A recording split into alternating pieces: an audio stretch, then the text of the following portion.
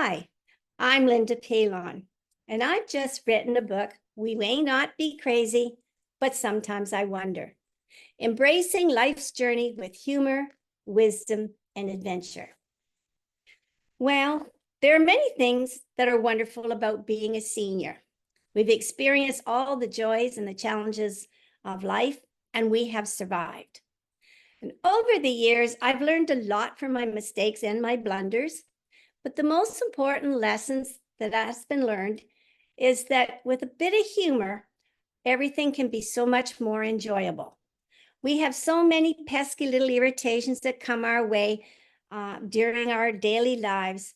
And if we can see the funny side of the situation, well, that certainly helps get through the day.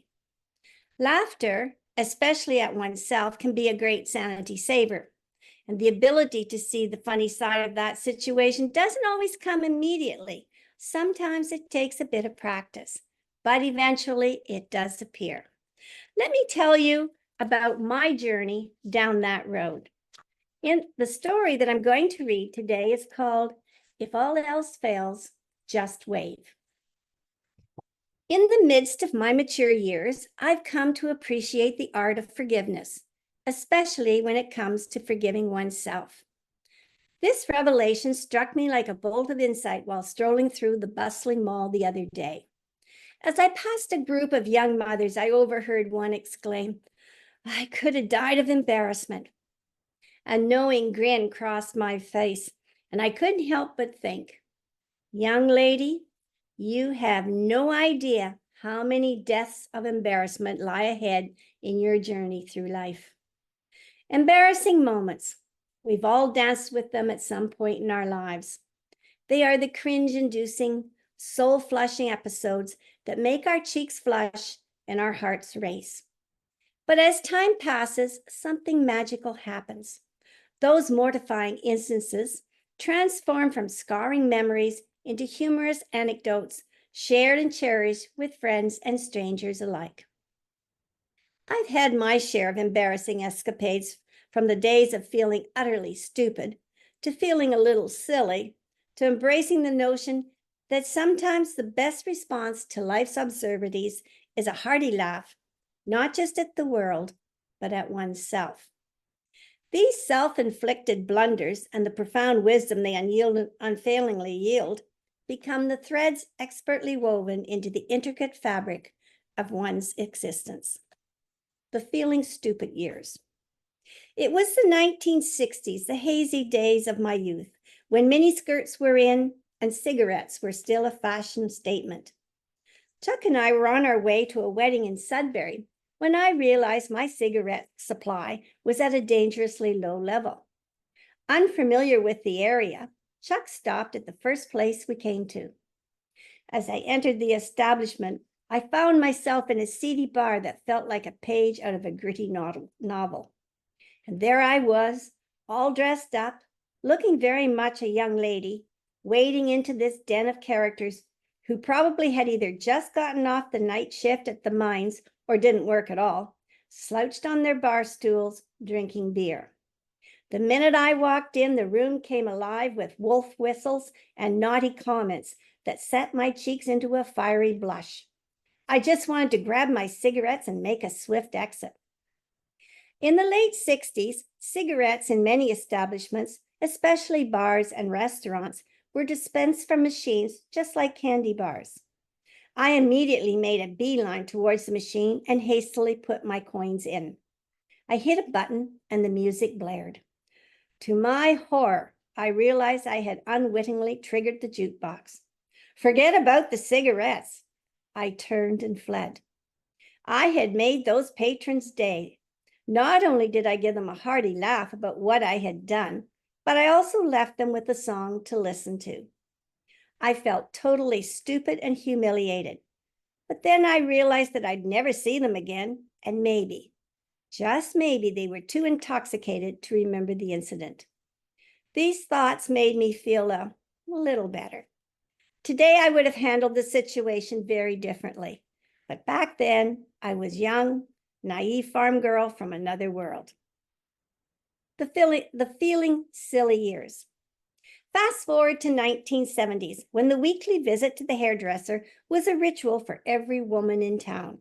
Now, if you slept just right and used enough hairspray, you could maybe make it to your next appointment with every hair still in place. However, on the off chance your hair became a mess, say on day 5, you had that situation covered. Wigs would tie you over for those extra 2 days. These hair contraptions were hot and ill-fitting, but at the time they were the best available, and everyone had one, including me. If you had a bad hair day, you simply stuck on the wig. I was teaching school during this era, and I usually needed a wig day 24 hours before my next hair appointment. I remember this day so well. My class of 8-year-olds was lining up to go back into school after recess. Pushing and shoving like all kids do, they more or less made their way into a line in an acceptable manner, except for one child, Brent. This kid was big for his age, was the one who misbehaved in class, and I loved him dearly. He had spirit. Brent wanted to be first in line, so at breakneck speed, he arrived like a baseball player sliding into home plate. As he came to a screeching halt, he accidentally bumped me, making me lose my balance. Although I didn't fall, the jolt did something very comical. At least that's how the kids saw it. Off flew my wig, landing at my feet. There was dead silence from this boisterous group. The kids thought he had scalped me. I bent down, picked it up, and plunked the wig right back down on my head. Trying to ease their shock and surprise, I made the comment, "Brent has finally made me blow my top." Tension eased and laughter followed, including mine. For the rest of the day, I had a very happy class. Smiles and giggles could be periodically heard throughout the room. It appears this incident became legendary, a tale recounted at dinner tables across the town. Word traveled fast, and soon even acquaintances in the grocery store were greeting me with the comment, "I hear your wig fell off at school." The power of a good laugh, even at oneself, knows no bounds. The what the hell years. Moving from a crowded, busy city to a rural property had a beautifully calming feeling my body and soul craved. Nature had so much to offer, and there was nothing behind our house but farmland and trees as far as the eye could see. Blinds and curtains were not installed on these windows because I wanted nothing to block this tranquil scene. Let the sun pour in and nature unfold. Well, this philosophy worked for a while, but then one morning I learned an important lesson. As I looked out my bathroom window to admire the beauty of the back fields, I realized you should not do this when you are stark naked, especially when you have given permission to cross-country skiers to use those fields. Well, what else could I do? I waved.